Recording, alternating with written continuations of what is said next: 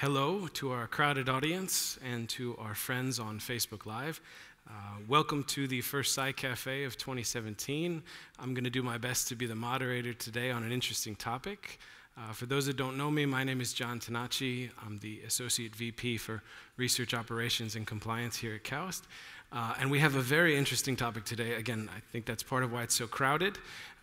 We are trying to understand if the future is going to look like the Jetsons or like Terminator. But I think that's maybe a bit too gimmicky, maybe a bit too much marketing. So what I'd like to try and do as we go through today is talk about the reality of how we make the future look like the Jetsons and some of the machine learning that hopefully will prevent it from becoming the Terminator. I want to remind you the format of this Sci-Café. So there's going to be about 20 minutes or so where I work with the panelists to introduce who they are, what is their different fields of expertise, and find out a little bit about what they work on, why they find this field so interesting. We're going to set the stage for about 20 minutes. But I'm warning you right now that in 20 minutes, you need to be ready with questions. You've got to come and really get the information you can out of these panelists. Okay? So I'm gonna start by introducing first Atif. I'll have you start. And again, just tell a little bit about what you do at KAUST, your specific research, and maybe how you got so interested in working in that field. Okay. Thanks, John, and welcome everyone to this session. My name is Atif Shamim, and I'm a faculty here at KAUST in Electrical Engineering program. I come from Canada, and right from the start, I'd been very intrigued by these wireless sensors, sensors specifically which can be worn by humans or provide any kind of information. This includes, remote monitoring of health parameters and all that. So back in Canada, like 10 years ago, or probably more than that, 15 years ago, we developed a wireless sensor system for patients who go through cancer treatment, precisely radiotherapy. So this sensor would record the amount of radiation which is going inside the patient's body for treatment of tumors. And this was very small, the size of a shirt button. And with that background, I came here, and I was always looking at how we can make these sensors more wearable, which means that, the electronics today we have are rigid. So how can we make them flexible? How can we make them lighter? And more importantly, how can we make them lower cost?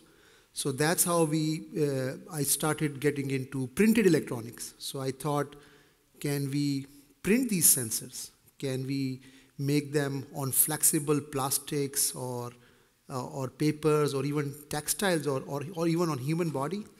And can we integrate wireless so that they can send out data from human body through Bluetooth or any other medium to your cell phones or to the doctors, to a computer, and all that. And we have done quite a bit of work on that. Smart bandage, which was in the news recently, was one of those examples where this would monitor a chronic wound patient's parameters, tell about how the wound is getting affected or how the wound is developing infection, and all these parameters related to wound are monitored by very low-cost disposable sensors which are worn and sends out wirelessly to the doctor. So this kind of work, and I think the reason, last part of your question is I think this is very important for me. Okay, I'm personally interested in that, but I think this is a research which can really make a social impact. It really change people's lives, really change how we operate presently, and bring a lot of convenience to people's lives. Yeah. So that's my motivation. Thank you very much, Atif. I think that's a perfect segue to our second panelist. Mohammed, you want to say a little bit about maybe empowering and making change to people's lives? Okay, so I'm Mohammed Hussain. I'm professor in the electrical engineering program. I joined KAUST as one of the founding faculty as an assistant professor 8 years back. Before that, I was a program manager of Sematech, and I was very fortunate, like, that interestingly, I really wanted to be an astronaut. Now, I wear a glass and so on and so forth. And I realized that remotely, like, that my dream is going away. But then when I started my graduate studies in USC Los Angeles, one day in spring semester 2001, I saw the fab, which is the clean room where electronics are being built. And I realized that they wear the bunny suits, and that's the closest I could get. And it is truth. It is truth, and I thought that I will take this course, and I'll see how I do. And I really fall in love with that course, even before I met with my wife. And then I realized, like, that sometimes you have to be very lucky. You have to be in the right place in the right time. So after that, I moved to UT Austin, which is one of the the most famous programs in anywhere in the world for solid-state technology.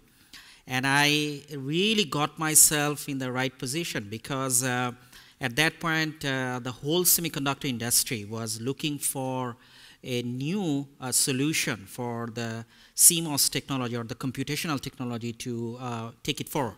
That was high-k metal gate. And I was very lucky because I started working on exactly the same topic. So on November 24th, if I remember correctly, 2005, when I went for my defense PhD, I already knew that Intel Corporation has going to license one of the patents based on my thesis, which they actually introduced in every single microprocessor from 2008. And if you're using any smartphone today or tablet, that has exactly the transistor that I built through that. So I think, like, that that's kind of really, like, the lot of motivation is there. And then when I then in Sematech, where I was a program manager, I had more opportunities to work in these core areas. But then I realized that I want to do something new, not exactly the same thing. I want to see the transistors and the electronics not the same way that they look like. I'm kind of, like, fascinated by the fact, again, by the visual. As you can see, like, that just how to look like an astronaut. So I just, pretended myself. So then I thought, like, that why, and I have always driven by two questions in my life. Why and why not? And the question that came to my mind is why they look like this, why they don't look like, that the one that we make, like a butterfly or something like that. And then I got this opportunity in KAUST to actually, like, to pursue what I wanted to do, and we have made the significant progress, and there yet we have to go along, and we'll talk about this more. Sure. So just to summarize the first two, Atif and Muhammad are experts on the nanofab, the fabrication, the making of these sensors that have to go into the Internet of Things. So if you're wondering how that connects to the Jetsons, what we're going to dive into is that's not an easy problem to solve. You want to make billions of sensors. You want to make them all low cost. You want to make them all talk to each other. There's a lot of very interesting research that these gentlemen can talk about to make that future a reality from a sensor's perspective, from the hardware perspective side. That's the lead-in to Bernard, who is going to come at it more from the Terminator side of things than the machine learning side of things. Come on, jetting me up. Thanks, John, for that introduction, I guess. So with all these sensors that Muhammad and Atif are putting together, and by sensors it also includes the cameras that are on your phones and cameras that are almost everywhere right now. Imagine the amount of data that's being accumulated. This is great. Back in the day when I was a grad student, my biggest data set was in hundreds of videos. Now, you can't even speak of 100 right now. People would laugh at you, right? So, but with all that data that's coming in, and I really think that's the biggest big data available right now, you have to analyze it, to extract from it some semantics. It's not about having it on a hard drive somewhere and then not using it. You need to use it for something. So maybe for example, putting together statistics, on some task or whatnot, or making decisions based on it. So let me give you an example. Or before that, let me just say that I'm an expert in computer vision. It's a subfield of AI, artificial intelligence. It's the field of understanding the world, representing the world through the analysis of images and video. Okay, so I work with video primarily. And as I said, it's one of the biggest big data out there. So you can I just want to motivate the whole field with a couple of applications that I'm pretty sure you've heard of or you've used yourself. So all the phones that we have right now, the vast majority are smartphones. So you can when you take a picture or a selfie or whatnot of a group of people, you see those rectangles or blobs coming up on your phone automatically around faces, right? That's an example of computer vision running either on the phone itself or on an online cloud. You've seen that already. I'm pretty sure everybody has seen that. Another example, an application where computer vision plays a big role is self-driving cars, right? So cars that drive themselves from A to B. You've heard of the big companies pushing pushing this technology forward, Uber, Google, so forth and so on. So computer vision plays a big role there, and that's what I do. I'm very happy with it. It contains a lot of interesting applications. Because it's visual, we can show results to people and they can understand it almost instantly, at least the results part. But it contains a lot of mathematics, interesting mathematics and algorithm design and development and implementation that actually makes it very intriguing and actually challenging from a research perspective. Very good. All right. Okay, I think that's a good way to lay the foundation. I was talking to these gentlemen in preparation for today, and I think it was Bernard that put this best. The connection here between the two, the moment you have these billions of sensors, the moment that all of this is connected, we're used to having email exchange, for example. That's a human contacting a human back and forth. The moment that you have so many sensors, you're not going to be able to have a human on the end of everything. You're going to have some automatic responses. You're going to have to be analyzing the data in real time or faster. And you're going to have to train some machines to do this part of the process. So there is a very real connection here that we want to stress in terms of the hardware, the design, the sensors, and then the training that's going to have to come and the whole ecosystem that's going to be built for how these things communicate. Okay? So I bugged Bernard for a little while, and I want him to say a little bit more about it's one thing to say machine learning, but how exactly did they teach a car to drive by itself? What are some of the research methods you look into to teach a machine to watch videos? So without going into too much detail, it's one big part of machine learning is something called supervised learning, and this is a lot of times we can point at an example to justify. For example, as a baby, your parents show you how to do something. They show you by examples of how to do it, right? So supervised learning is about us giving the machine examples of what we want them to do. For example, I give them images and tell them, this is an image of a cat or a dog or an owl or Hello Kitty or whatever you want, right? So it will, with all these millions of images that it has as examples, it will try to understand what does it mean to be a cat, dog, Hello Kitty, owl, and so forth, right? And then if I give it a new image and ask it, is this a cat, dog, Hello Kitty, or owl, it'll be able to give me the answer. So that's with the examples. Another type of learning that nowadays people are using is something called reinforcement learning. So with self-driving cars, for example, you can show it how to drive accurately from A to B, let's say, but you need to also give it scenarios where it might have to face these scenarios, like, for example, avoiding a pedestrian or so forth, and you need to teach it not to run over somebody, for example, or stay within the lanes or something, right?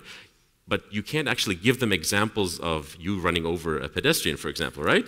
So reinforcement learning is there so it allows you not to require these examples that you have to give the system. So all what you give it is a source of reinforcement, meaning a reward. A reward could be positive or negative.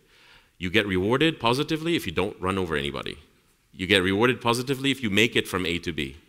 You get rewarded negatively if you get out of the lane or you hit somebody, for example, right? And by getting these rewards, the mechanism, the algorithm learns how to maximize the reward. So it will learn to avoid pedestrians because you get negatively rewarded if you hit the pedestrian. It will learn to get to B, from A to B. accurately, efficiently, and whatnot, because it'll get rewarded with a positive reward, right? So these are two main types. There's not only these two types, and these are some of the techniques that we use for understanding videos. For example, if I give you a video, a YouTube video, for example, and I told you what's in it, right? How about if you're interested in learning how to make a dish of, I don't know, let's say tabbouleh, for example, right? So you need to sift through videos on YouTube that actually contains that kind of activity.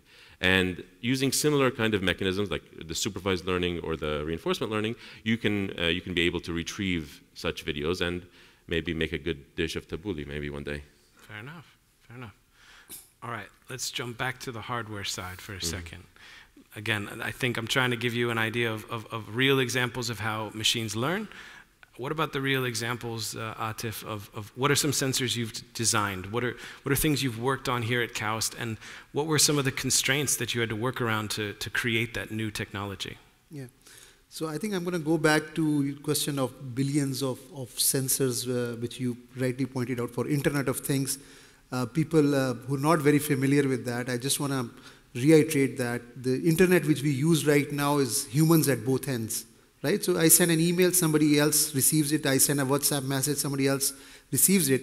But we are talking about now non-living things at both ends of the internet.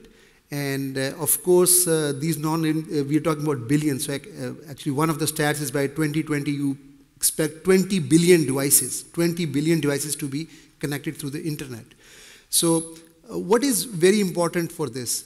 Very important for this is these devices should be able to sense like we sense. For us, our sensing eyes, nose, touching, taste, smelling, all these are sensors, and then communicate this information. So wireless aspect or communication aspect comes in there. And because we are talking about billions of devices, right, and these devices are of different shapes. These devices can be on human body. These devices can be on a drum or a circular object. So they have to be conformal and flexible and very low cost, because you need so many of them. And you require a big throughput, which means that you need to have ability of making these large amount of these devices, large number of these devices in a very short period of time. So with all this context, what we do is that we like to print these sensors. And there are many examples which we have done in the past, and we can talk about some. For example, because we're in Saudi Arabia, talk about the oil industry, let's say. So oil industry has this problem of when they get oil from the wells, they have a big amount of water which comes with the oil, and they want to find out how much water is coming mixed with the oil, and there's no real-time mechanism. So they take a sample, and then they take this sample up, and they have very expensive equipment, and from this equipment they find out the composition of oil and water. And this is very expensive equipment, and the most important thing is not real-time, which means that this is not giving the information real-time how much water is passing by. So talking with the Aramco, and we started this project with them and said we can provide a solution which can do real-time monitoring. And we were able to make very low-cost printed sensors right on the pipes. So these are printed, and they can real-time give the information about how much water is passing right now, how much water is mixed with oil. It's a big change, because this sensor which we have developed costs like $1 compared to $100,000 equipment which does not provide real. So that's the kind of impact. Now also we have done variable sensors. One of the sensors which we have done is implantable sensors which are to be implanted inside the eye to monitor eye pressure and wirelessly send out this information. This is for glaucoma patients, people who have high level of pressures inside the eye which can damage their optical nerve. And there's no mechanism of measuring their pressure except for going to a eye specialist and have this sensor physically put on their eye, and this is one reading. This eye pressure changes many times in a day. So we worked on a very small chip which is to be implanted inside the interior chamber of the eye, 5 millimeters inside, and it is powered from outside from a reader, and it would take the pressure and temperature readings, so wireless readout of that. I already talked about the smart bandage, which is a wearable. So I talked about implantable, and then there is a wearable device, which means that chronic wound patients can have this bandage which is worn on their wound, and it is monitoring the wound conditions and sending out this information. Execution part, the challenges are on the material side. Of course, you want to have now materials which can result in flexible designs. You know, we are flexible, humans are flexible, and we don't want like rigid electronics on us. So we have to come up with materials which would result in provide some kind of flexibility, stretchability, and to be able to make those inks, to be able to print them, have enough sensitivities, and also there are a lot of challenges on the material side, and there are a lot of challenges then fabricating on those small scales. And I think that's the perfect time to lead to Mohammed Hussain, because he really scales down these things on the nano fabrication. I was going to follow up exactly there. I mean, what are some of the constraints you see that he's talking about, and what have you designed to work around that? I think so. One of the important, the challenges is electronics is very complicated. You know, when we look at just this device, right? So we say, oh, Apple is making a lot of money. There is a reason that they're making a lot of money. If you just think about it's giving you time. You can check your email. You can my mom just sent me a message, and it's actually telling me that is she watching you on Facebook Live? Sci-Café is going to be over because it also has calendar. So many features, right? And these features, they are coming from different kind of electronics. So if we just look at so from powering, sensors, the logic computational capability, because it understands only 1 and 0, it doesn't understand anything else, and it's doing all the math. It has also memory storage. It has also the thing that Atif's a core area of communication, seamless communication. So when you start putting them together, a lot of time I hear that oh, electronics are cheap. They are not cheap at all. you have to, when you start putting them together and then you want them to work in sync, it becomes a huge challenge. And so when it becomes a huge challenge, so that's the reason that Intel Corporation has 110,000 people. Right, or the TI 115,000 people. So basically what happens is, in our case, we are trying to actually look at not only one component, bringing them all together and to come up so that it really, so today it looks like this. So I really would like to see that it will be like this, that there will be no rigid part. And why that is important, that is very important, just not only from the aesthetic perspective, is also important from the perspective that it makes intimate contact. Just an example is a brain-machine interface. So if someone if I would like to connect that, whether Bernard and I or Atif need to communicate with each other, definitely. And there are two reasons. One quarter of the world's population, they suffer from some sort of neurological disorder. It can be a simple depression to even Alzheimer's disease. At the same time, so we need to understand how our brain works so that we can help them out. And the other one is basically to build an artificial intelligence, we need to understand that how we work, right? How our brain works. So, but today's technologies are basically imaging. Let's assume that I have a nephew who is autistic. So when the episode comes, he's 19 years old. We cannot just put him inside an MRI machine. Right, so that's one. Second, if we use EEG, which has a very the low signal to noise ratio, so essentially we don't get a good data.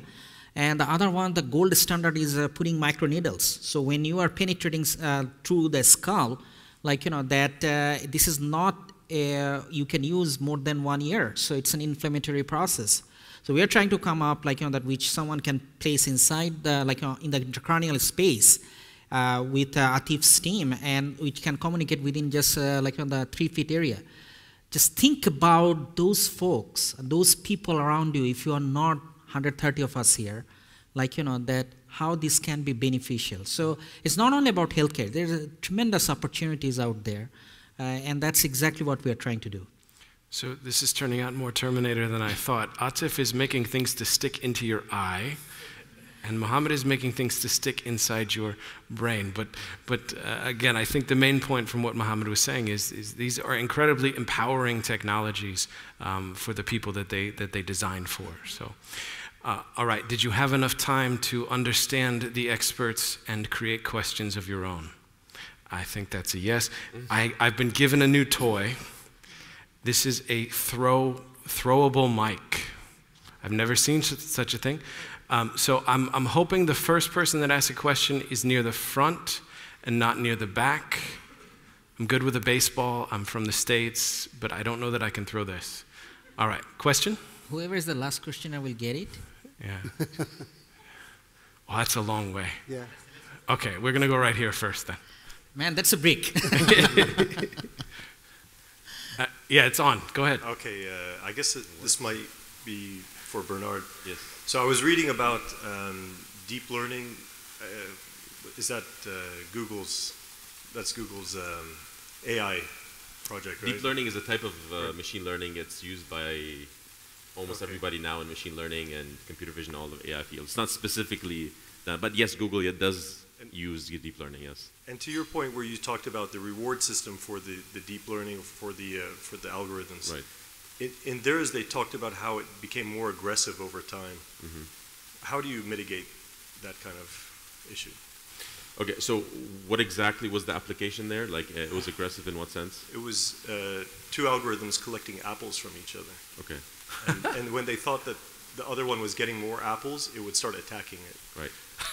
So Samsung and LG. this is a great example of where, for example, it's not the machine's fault that it's doing that, right? So you are enabling it the ability to take an action, which is to attack, and you're telling it you need to maximize the reward, which is, I'm guessing, collect as many apples as possible, right?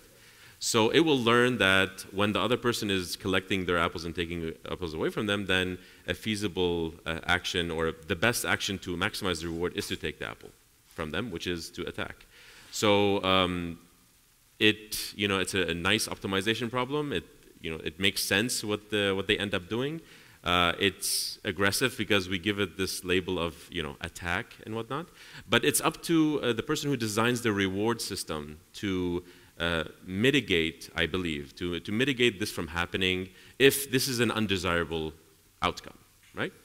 But as we know, I mean, we compete for resources, right? And so in some cases, you need to take resources away from other people. So it will learn similar things to what humans have learned over the years. So it's not I think the computer algorithm's fault. It's doing what it's been told to do. And it can be mitigated, again, like I said, by changing maybe the reward system. Meaning that, okay, let's say if you take the action of attack, that will cost you a lot. So you only probably will attack once maybe or twice. You won't, if you put a high cost on doing the attack action, then you would prevent that from happening too often. Okay. Fair enough. Yeah, you got to throw it, sorry. Yes, no cheating. Hello, my question for Professor Atif. So for the pressure sensor that is implanted inside the eye, it must have a readout circuitry and a communication system. So did you study the effects of the frequency that are generated from the communication system on the brain or on the body in general? Good question. So that's a good question, but I think if I understand it correctly, what you're saying is that the frequency which we are using, the RF signal, the radio frequency signal which we are using for communication through the eye, what impact it has on the human body or the eye or the brain, right? Is that what you asked? Yes. Okay.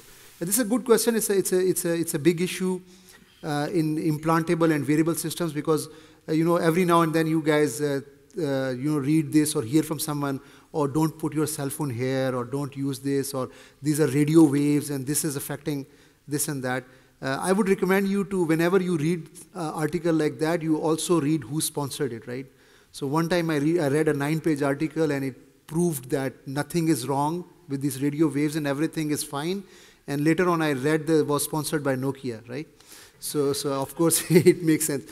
So there is a specific standards for this, for human health, which means that the absorption which human body or tissues or muscles do, what they do is when they absorb, they raise the temperature. of your tissues or cells. So there are specific standards. This much power is allowed in the vicinity of human body, or this much absorption is allowed, and this is called surface absorption rate. I don't want to go too technical on that, but also the temperature which it will rise in your cell. There's also standards for that. So when we design these sensors which are to be worn or which are to be implanted, one of the very important features is that we have to stay within those limits. So we do a complete surface absorption rate study. These are the power levels, and these are the tissues. We actually model the complete eye. And when we built it, and I had to test this device, actually none of my students agreed to become, a test bed. I don't know why, but we actually got a cow's eye, and we tested in that cow's eye there. So we design with these limitations in mind, and we stay below those standards. Very good. Okay, thank you. I think we have a question over here. Hello. Going back onto what she had previously said, when you implement something into your brain or your eye, obviously it will be wireless and you'd have to power that somehow. So how long would, say, the battery last in a tiny chip, and how long would you have to change said battery? Mohammed? I think that what Atif said is the right thing, because there are some natural boundaries. Nature gives us boundaries. And the best engineering solution comes when we work within the boundaries. Human body should not experience more than 2 degrees Celsius of temperature rise within a centimeter square area. So if we just do a little bit of reverse calculation, then we can find out it's a 40 microwatts of power consumption, 40 milliwatts of power consumption, I'm sorry. And when we take that into account, we can actually do all the calculation to figure out that how many sensors should be, how the transistors needs to be designed. When we do that, then we kind of we come to the point that, okay, under what circumstance, what kind of power consumption that we are working on, okay? Now, to address your question, you have to understand one thing is, battery technology as of today is an extremely volumetric technology. Although you will see thousands of papers out there, this one, that one, that one, this one. But I know about my professor, John Goodenough, that he's the real pioneer of the lithium battery. Unless there is a way that we can scale it down, it's going to be extremely challenging to come up with something which is perpetually powered up. There's nothing comes free. That's one. And the other one is although I know that he's a big fan of Elon Musk, he's trying to do it. But I think that there is significant improvement needs to happen. It needs to come from. And everywhere we always find an engineering solution. In my group, we came up with the battery, let's assume, which has an anodic part, which essentially when if that leaks, then the Samsung gadgets, they explode. I don't know, I just blew it up. It's Facebook, Samsung is going to sue us. Anyway, it happens. So the point is that if we can change a little bit of that, we can compromise the the functionality a little bit, but we can make it a little bit safer, right? So it's a give and take option. There's nothing called ideal. It's always the optimal solution. Okay, can I just add to your question? There are few mechanisms, for example, in the eye implant, we did not put any battery. Okay, so it depends on, as Mohammed said, what's your power consumption, what's your requirement. People have pacemakers in their in their body, which last for 5, 6, 7 years, right? So a simple example is, let's say for wireless communication, how much I talk, let's say an analogy, how much I talk and with what power, energy I'm using. So the more I talk, the more louder I talk, the more energy I use, right? That's the same in wireless communication as well. So larger data which you need to send in, more frequently you need to send in data, this will consume more power. So it really depends on how often you need to send out data. So that depends on your application. So one of the solutions which we did for the eye implant was that of course we cannot put a battery and go take out and charge the battery. So we were doing wireless powering, right, which I think is the future of this. So we have electromagnetic wave which we send out, and there is an antenna inside on that very small microscopic antenna which picks up that signal and that converts into power. So we give power on demand for that particular application. But there are solutions where implantable systems can work on battery operated systems depending the data rates are pretty low. Okay? Yes, hello, okay. Yes, the battery and power is really a challenge. And one time I read an article about discovering the tumor in the body. They inject a bacteria. They call it magnetotactic bacteria. This kind of bacteria, they orient themselves with the magnetic field of the Earth. So it's self-powering, and it inspires us, you know, how the bacteria is moving or flowing through the body. My question here, okay, regarding the Internet of Things, it's a powerful technology which basically connects physical devices, sensors, into computer-based systems. And as you said, we have currently 20 billion devices, and these devices will exponentially grow over time, which will, I think, our even computer capability may not be able to process all the data at once.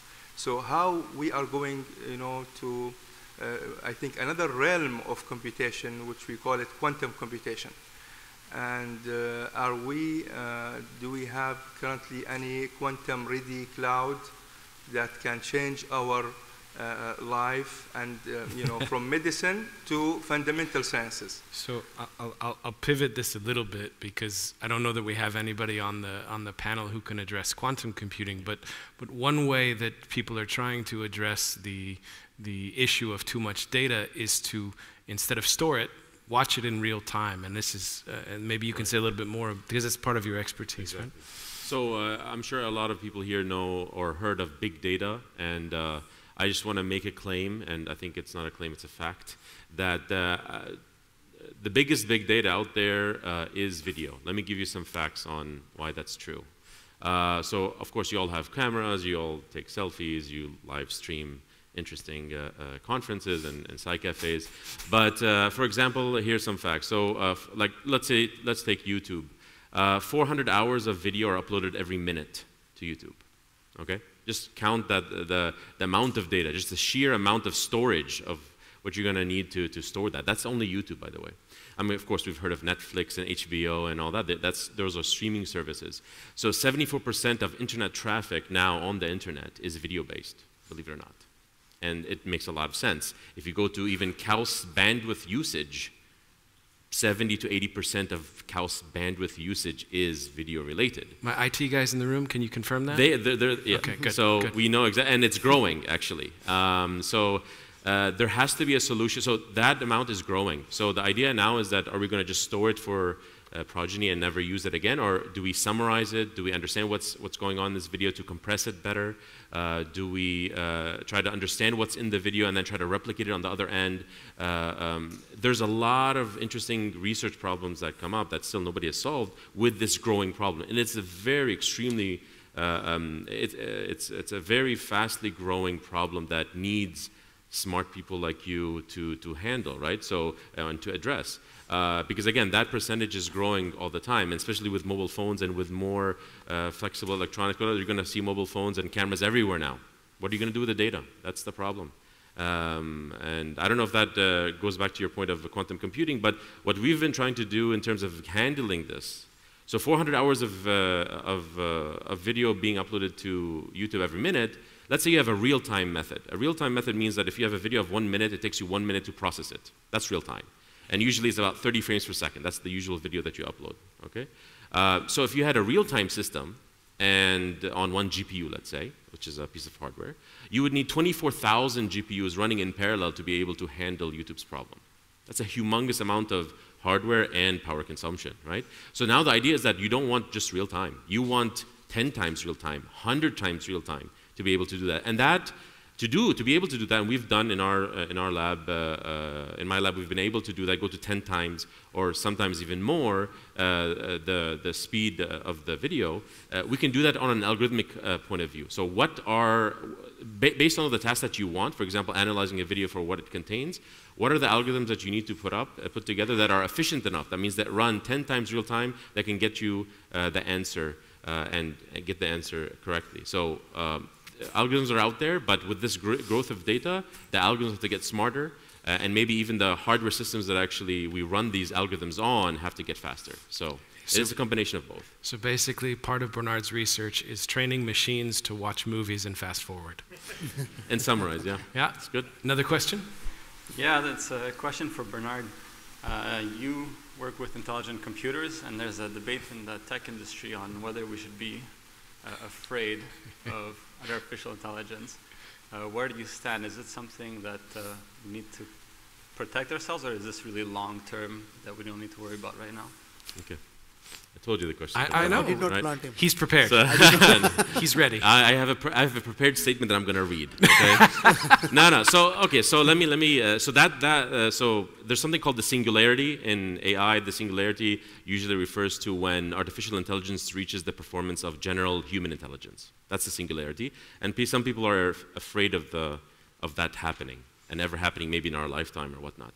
Let me just say right now, currently, and I can project this maybe decades in the future, maybe at least 1 or 2 decades in the future, that we're not even close, okay? So to general human intelligence, okay?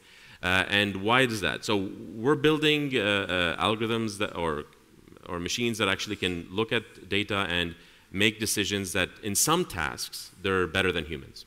For example, you've heard of Go, chess, recently Texas Hold'em, poker. There are computer methods, automated methods that actually are beating the champions, human champions on these games. Stomping them. Right, stomping them, exactly. So for example, AlphaGo last year was like, I think it was like 4-1, and now it's getting worse and worse. So humans are losing a lot. The reason why is that these computers are given a humongous amount of data, maybe more than any human can actually handle. However, they're trained on these particular tasks.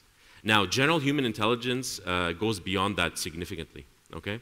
So I mean, the human brain is an amazing thing. Let's be honest. With a small amount of power consumption, you can do very complicated tasks that we are trying to get the computer to do, but it's very, very difficult. So for example, one thing that we're really good at as humans is to take a skill that we acquired from a particular task and then generalize it to use it on a new task. That is very, very difficult still with computers. So okay, you're a world champion in Go. You have an algorithm that does that. Now go from Go to another game without any data from that game. How do you extrapolate? How do you abstract your methods to fit that thing? That's still a very, very hard thing to do. So I don't think you should be afraid. Actually, get into the field. There's a lot of jobs and money into the field and whatnot. It's really cool. You're going to see cars driving around. You're going to have personal robotics, hopefully in the near future. There's no need to be afraid. We're not even close to that yet. And once we get close to that, we can talk about that next Sci-Fi Cafe. So I hate to cut this off. I've actually let this one go longer than any Sci-Cafe because I can tell everybody's interested. But I want to cut it off here in terms of the official questions, but I'm sure the panelists will stick around. Please come ask questions. I think Bernard summed this up very well for 2 reasons. Number one, that's a positive message at the end. We're better than the computers still. And I think hopefully the second takeaway you have on this, whether it's sensors, whether it's IoT, whether it's hardware, whether it's empowering technologies, whether it's the machine learning side of things, KAUST is a player in this space. KAUST has invested a lot in terms of sensors research in particular. We are working in the machine learning field. We have a lot of great engineers here trying to develop these new technologies. So please come ask the panelists questions. Please keep an eye out for the work that KAUST is doing in this important field. And please come check out the next Sci-Cafe when you get a chance.